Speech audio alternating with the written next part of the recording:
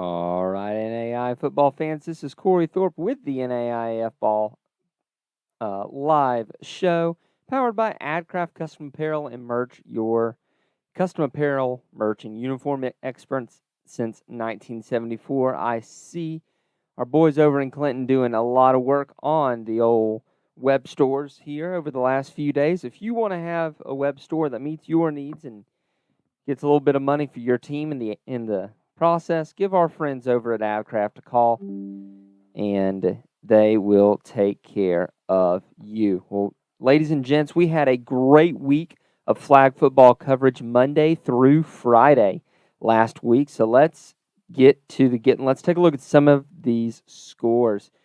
Thomas gets out to a great early start with a 25-0 win over Campbellsville. Just not a huge day from the Thomas offense, but it didn't have to be. With 4 interceptions, 2 of those going for pick sixes. Aaliyah Woods reels in 4 receptions and a touchdown of her own. Alexa Wilson, the starting quarterback, goes 4 of 8 for 50 yards, but Shelby Hartley got the majority of the playing time afterwards. Marissa Rankin for Campbellsville is 11 for 18 with those 4 picks. Also took off 11 times for 8 yards. As you'll see going through, honestly, the Thomas defense did a great job keeping Rankin in check. Presley Payne, hate to call her running back, hate to call her wide receiver. She is a true utility back, as you'll see through some of these slides. 2 attempts for 6 yards, 3 receptions for 15 yards. The Thomas defense, great as always, holding the Campbellsville offense to 1.85 yards per play. Campbellsville did host this week to the Campbellsville Flag Football Frenzy in Kentucky with just an absolute wealth of games that were going on all day, Tuesday and Wednesday of the last week. The early games started at like 11 a.m. and went till 7. It was glorious. Let's take a look at some more. Warner in the first game against Campbellsville beats them 20-0. Madison Tingen goes 12 of 25 for a $180. Cynthia Holmes just absolutely balls the heck out. 9 receptions, 124 yards, and a touchdown. Almost 7.5 yards per play for the Warner offense. Marissa Rankin, 6 attempts for 42 yards on the ground, 6 of 10 for 21 yards to the air. Presley Payne, 6 attempts for 43. And the Campbellsville offense does a little better here, 4.52 yards per play. But then they play again. And again, Tingen, her normal great self, 8 of 14 for a $125 and 2 touchdowns. Cynthia Holmes goes off for 5 receptions, 121 yards, and I believe a touchdown. 6.5 yards per play, very consistent there from the Warner offense. Marissa Rankin, 9 of 13 for 95 yards, 2 touchdowns, 2 picks, and almost 4.85 yards per play. Unfortunately, this is not the end of the Campbellsville story here. They play host, and Reinhardt gets their first win of their program history, a 12-7 win over Campbellsville. Campbellsville goes to Yaneli Quiros, 8 of 27 for 81 yards through the air, and they struggle defensively, 2.35 yards. Reinhardt running a very run-heavy offense. Has Nina Johnson with 1 reception for 60 yards and a touchdown. That was their leading receiver. Kalia Wimbush, 8 of 19 for 98 yards, 2 touchdowns, and a pick. We did have one upset this week. Kansas Wesleyan throws the Hail Mary against Midland, and their prayers are answered. Brianna Hernandez Silva finds Angel Almaraz in the end zone with time expiring for the walk-off touchdown. But Corinne DeKeer just absolutely gets hers there with 5 receptions for 66 yards. Hernandez Silva, again, a great job, 20 of 28 for 212 yards, 73 yards on the ground, 3 total touchdowns for the quarterback. Midland, Michaela Nunez, not exactly what you want through the air, 21 to 33 for a $154. That's about 5 yards per attempt or so. But does add 46 yards on the ground. Casey Thompson, the favorite receiver there for Nunez, with 7 receptions and 44 yards and 2 touchdowns, but it's not enough as Kansas Wesleyan upsets the Midland, number 4 ranked Midland team. So just a great week here. We got to see a lot from Cory. We got to see a lot from Campbellsville, obviously. Reinhardt, Warner, Weber, and Thomas all played in the Flag Football Frenzy, and it was just a great set of games to work with here and to be able to watch. Campbellsville did a great job with the live coverage. Had everything going on YouTube. It looked great. It was in, I think, 60 frames, 720. I'm not gonna quibble with anyone who's able to put out good quality live stream there. One other score to note, and we'll probably talk about it next week because it happened yesterday, and that is a set of wins for Ottawa as they win 39-0 over FAU, and then they defeat UCF by the score of, let me look it up because I didn't intend to do it. The reason the one against FAU wasn't in there is I wasn't able to get a box score for it. They defeat UCF, of course, 33-14, and that, ladies and gentlemen, that is why it is important. It is very, very important for the NAIA to have this as a varsity sport. For so long in flag football's history, it was a club sport relegated to the margins. No scholarships, no nothing. Now, with the NAIA picking it up as a scholarship sport, teams like Ottawa are able to go and win against teams like FAU and UCF. Those are Division I programs. I almost wonder what they would do to Florida State and Florida, two of the best flag football teams in the country, if they went and played in Tallahassee and Gainesville, because this is the change that's happened in 3 years. 3 years ago, Ottawa was getting beat by these club teams. In 3 or 4 years, we have been able to see the talent switch from going to these club teams with no ability to get on scholarship to going into the NAIA and being able to get scholarships. This is why it's so important that the NAIA really look at at flag football as a jewel in their crown and start to put more push and more attention towards it, because the better you can be as an NAIA school, the better recruiter you can be for your flag football program. When the NCAA inevitably picks up flag football, it's going to happen. It's going to happen eventually. It's going to be a varsity sport in the NCAA. I can guarantee it. But the more entrenched that the NAIA is in these high schools recruiting, the better off we'll be. And we will have, as the NAIA, we will have the best flag football in the nation, hands down. We need to be using this lead time as an ability to get things right and to do things at the highest standard, not as an excuse that flag football is a women's sport, that it is nothing. It is not nothing. It is an opportunity gifted to us to do this right and to do this well. We've got to do it well. Speaking of doing things well, here's our top 4 for this week with the adjustment, with the upset of the Midland Warriors. We have a new number 4 team, Warner, with a absolutely dominant week here, going, let's see, 5-0 with wins, obviously 2 wins over Campbellsville, but also with wins over Reinhardt and over Fort Lauderdale.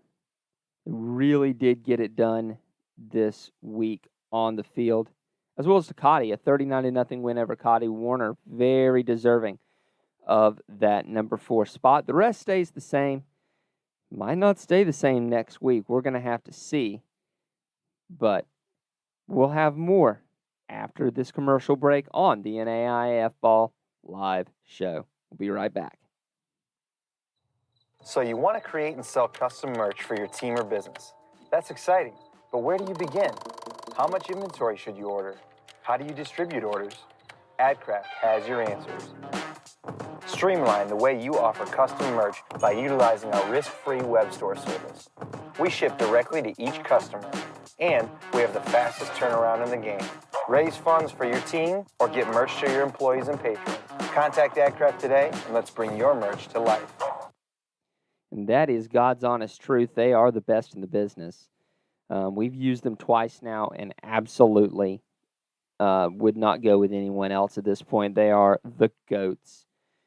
Let's take a look at our players of the week. We actually were able to get a couple players of the week. The first one, you'll see a theme here with Warner. Cynthia Holmes absolutely balled out. I was only able to get stats on her for 2 of Warner's 5 games, but in those 2 games, 14 catches, 245 receiving yards, and 3 touchdowns. She is a woman amongst girls out there. There's no arguing why she was a Sun Conference player of the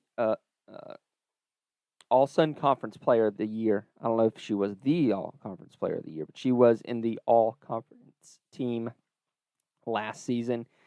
An absolute beast out there. I'm looking forward to seeing her again this season up in Thomasville.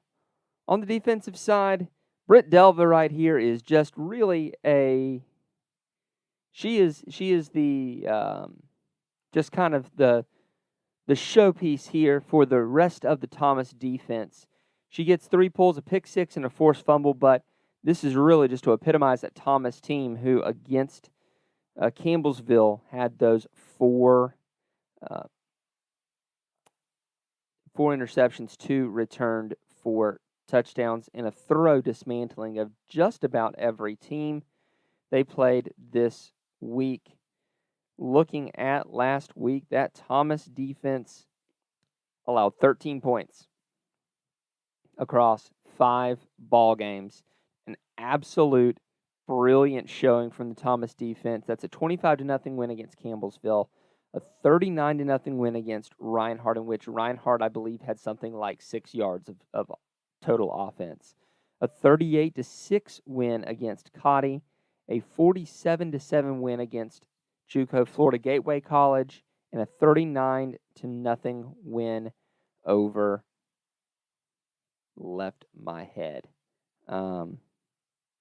over another JUCO there. Fort Lauderdale is who that was. My bad, ladies and gentlemen.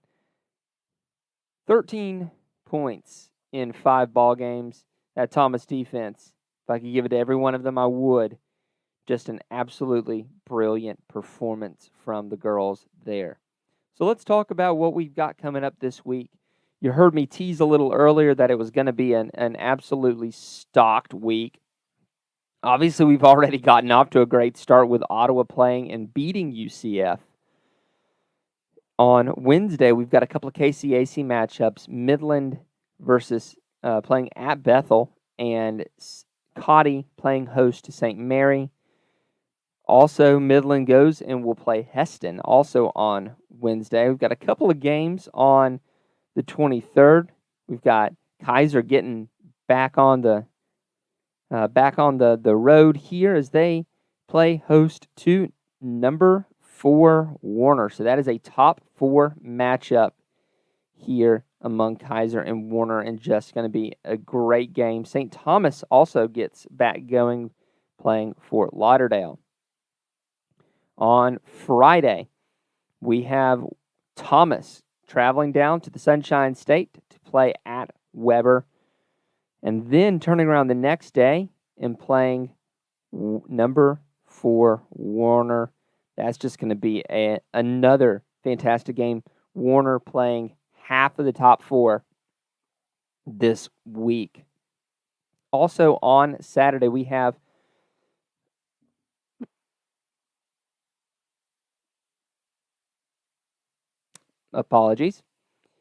we have an absolutely stacked week. The only 2 teams that are not playing a game on Saturday. That's going to be Kaiser and Weber as the whole of the NAI gets started. Bethel travels to St. Mary. Campbellsville travels to Reinhardt. Cotty hosts Kansas Wesleyan. Florida Memorial hosts St. Thomas. Midland travels to Ottawa. And like I mentioned before, Warner plays host to Thomas. So just a really stocked week. After this week, we should really kind of have a better idea of how these teams should be ranked, especially that Midland-Ottawa game. I do expect Ottawa to win and win handily. That is no offense to Midland. Ottawa's just that dang good. Thomas gets a great test there on Friday and Saturday playing Warner and Weber. Both of those teams are extremely talented. And then we see Kaiser and Warner playing on Thursday. That's really going to kind of clarify our top 4 there. See what Kansas Wesleyan can do as well against Cotty. See if Flomo can wipe out in-city rival St. Thomas. Flomo has been getting better. Record hasn't shown it.